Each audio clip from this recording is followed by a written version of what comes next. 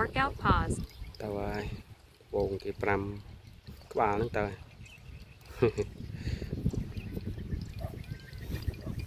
គោគោឈ្មោល Workout resumed. ថតពីខាងនេះស្អាតទេសភាពកប់សេរីទេសភាពនៅស្រុកកំរៀង Workout paused.